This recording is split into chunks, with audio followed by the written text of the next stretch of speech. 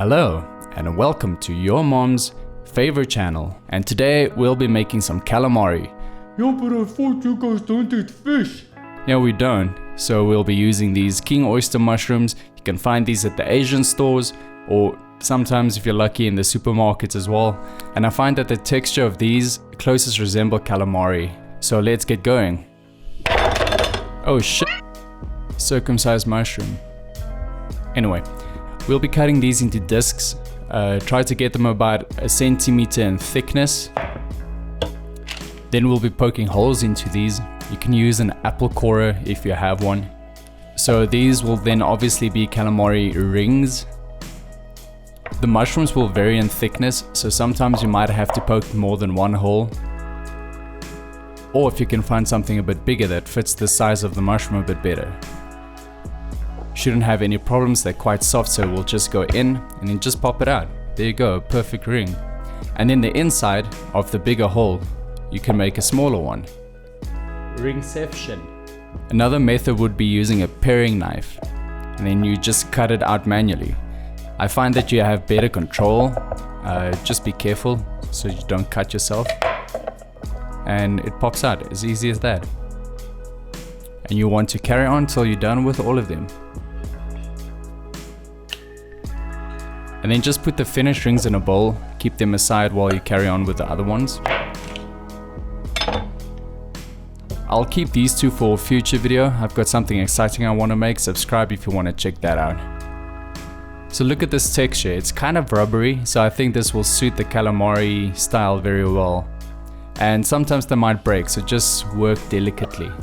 Oh, hi Nori. How are you doing? Hey, wanna try some of this? No, hey, you can't have that. Don't toss these out. You can use these in stir fries, curries, stews. And then we'll lightly coat the rings with a little bit of all-purpose flour. The flour will just help the batter to stick a bit better. Anyways, speaking of batter, let's make some. Firstly, you'll need a cup of all-purpose flour, then spices, garlic powder, onion powder, some smoked paprika, some pepper, a little bit of parsley. I used roughly 1/2 teaspoon of each, and then a teaspoon of salt. And this is where the magic will happen. Kelp and nori will give it that fishy taste. So you take the seaweed and you put the weed in and you roll the weed up into a joint, and then all of a sudden you have it in your blender for 5 seconds and you'll end up with a weed powder that you'll just add to the batter mixture and just incorporate that, stir it in. This is a beer batter, so you'll need some beer. I like using ales. We'll just add more depth to the flavor of the batter.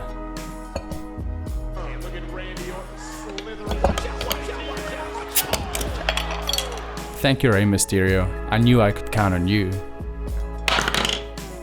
Then just add a teaspoon of any oil. Add little amounts of beer at a time while stirring, otherwise you might oversaturate it and it will be too runny. You want to end up with a thick pancake-like batter consistency. And the rest of the beer, you can enjoy that if you're old enough. Cheers. I want to show you guys how to make some fries. So you'll need some potatoes. These are chip potatoes. I don't actually know what kind they are. I use about 4 generally for a serving of 2. Be careful when you cut these, make sure your knife is sharp.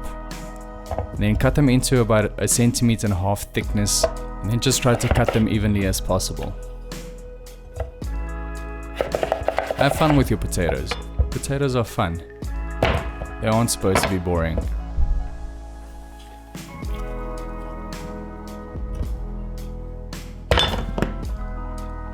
Normally when making fries, you'll first wash them, then soak them, and then boil them, a whole process. I do it in the microwave. Yeah, don't freak out, you won't die, I promise. Another thing you'll need is a plastic bag, or you can use a bowl with a plate on top. You just basically want to steam these. Just put the potato into the bag, using some form of teleportation or magic, or just toss it in. And then you want to season these generously with salt. Just close it up and then just give it a quick toss around. And then throw it into the microwave. For roughly about 5 or 6 minutes. Preheat your oven at 125 degrees Celsius.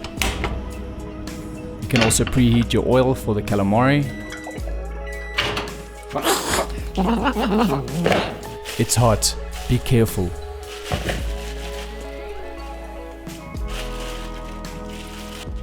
Drizzle with a little bit of oil. Try to coat them all. If you see some of them sticking together, just be careful and separate them. Lightly oil a pan.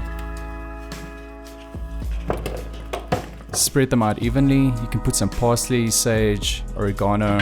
And once your oven's hot, just toss it in for about 15 to 20 minutes. It should be done.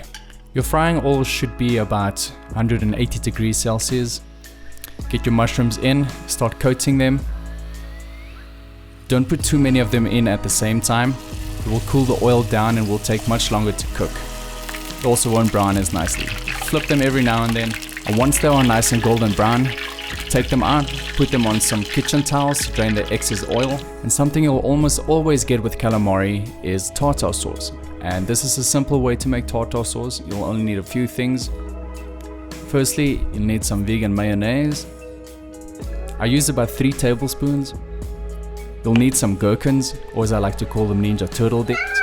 Sorry, Donald Tava. Cowabunga, dude. All in all, I only used about a quarter, so just give it a nice rough chop. And then some fresh dill. Just remember, a little goes a long way. This is quite strong. Give it a quick stir, and just add a small squeeze of lemon juice.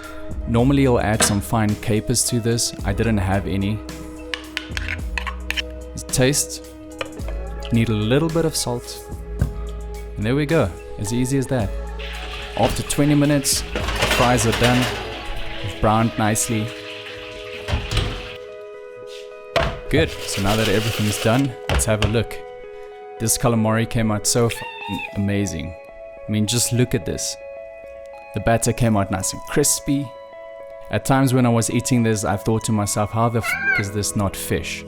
So let's get eating.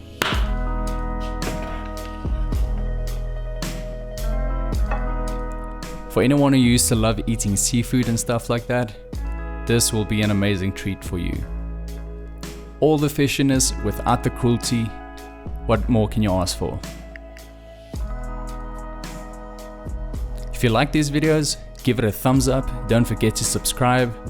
If you have any suggestions, leave it in the comment section. Always check the description for a little more info. And hopefully I'll see you in the next one. Peace.